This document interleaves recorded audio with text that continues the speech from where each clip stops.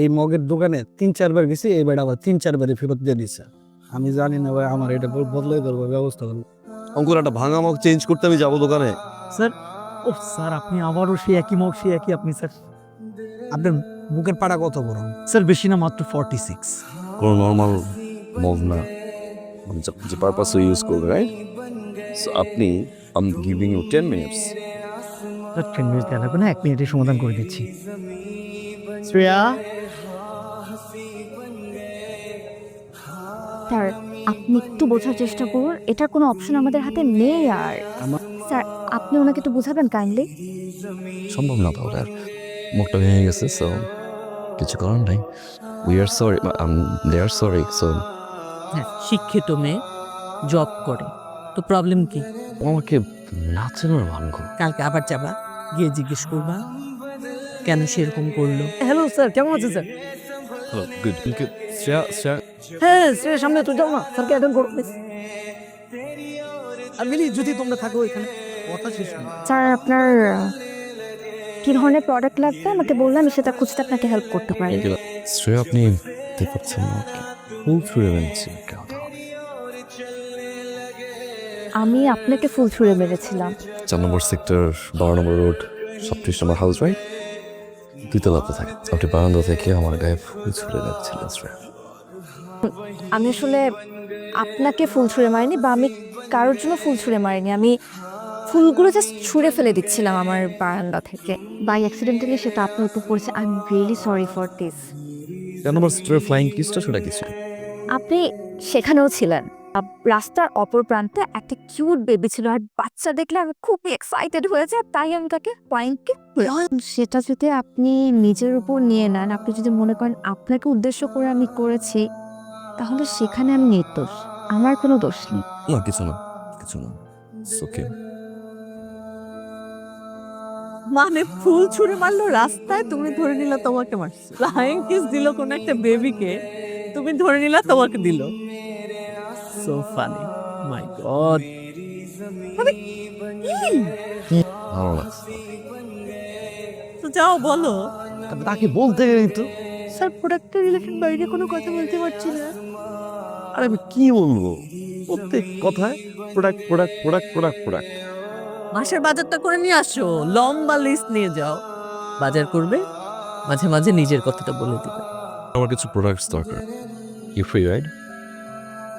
Yes sir.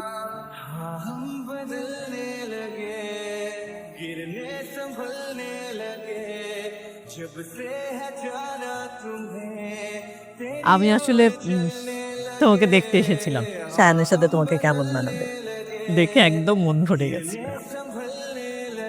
Hello, কে বলছেন? কেন phone দিয়েছেন? Happy birthday to. এত রাতে এই পাগলামির মানটা কি আমি জানতে পারি? পাগলামি মায়ের জানতে হলে নিচে আসতে হবে।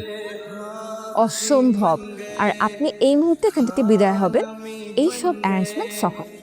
বার্থডে এত এফোর্ট দিছে, ইউ শুড গো, তোর যাওয়া উচিত।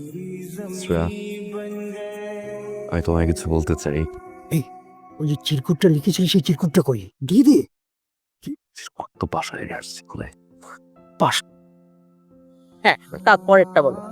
পর শ্রেয়া, আমি তোমাকে ভালোবাসি, ভালোবাসি শ্রেয়া, ভালোবাসি। আমিও আমার স্ত্রীকে ওইভাবে প্রপোজ করতে পারিনি তো। হ্যাঁ হ্যাঁ, আমারই রক্ত তো, ওই জন্যই। শ্রেয়া, তাহলে ওনারা কেউ প্রপোজ করতে পারে না। সত্যি কি না, যদি অলরেডি ধপাস করে পড়ে গেছে, আমিও ধপাস করে পড়ে যাব। তার আগে ভেবে যাও, এরকম ফ্যামিলি কোথাও পাবো না তুমি। হাসি দিছে, হাসি হাসি দাও মানে ইয়েস। তুই আমার কি করে চাও?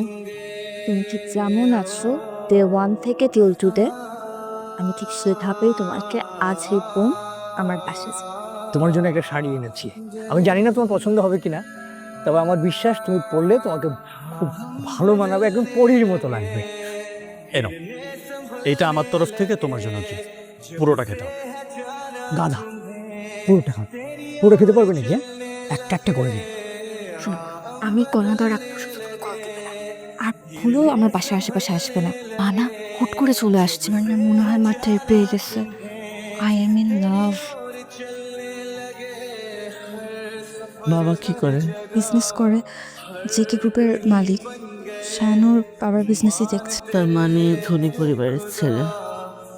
আমি চাই না তুমি সম্পর্কটা কন্টিনিউ করো।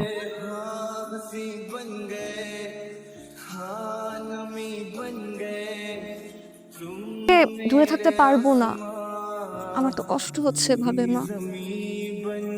আমিও তোর বাবাকে ভালোবেসে বিয়ে করেছিলাম।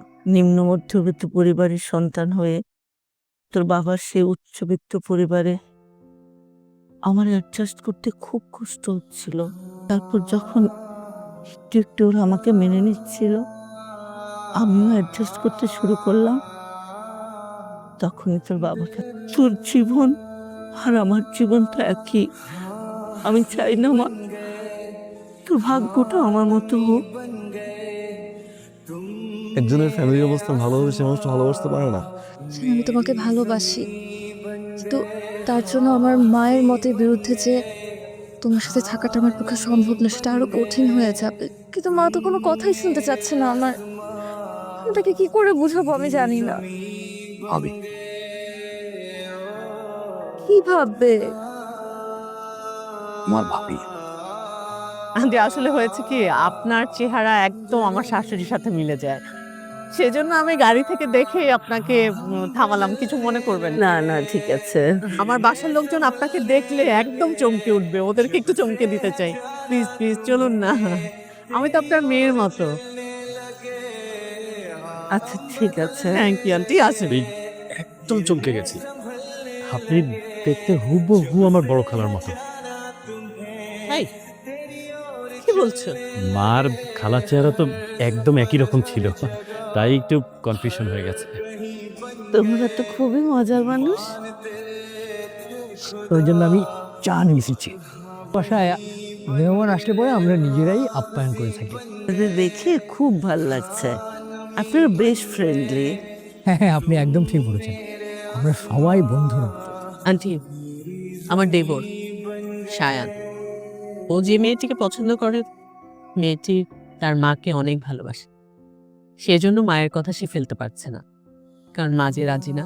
আমার মেয়েটিও একটা ছেলেকে পছন্দ করে, ওরাও রিচ। আমি রাজি হইনি। আর যদি আপনাদের মতো মন মানসিকতা হতো তাহলে আমি না করতাম না। সেটা চাইলে এখনো সম্ভব বিআইন সাহেবা। মামুনিকে নিয়ে আয় তো।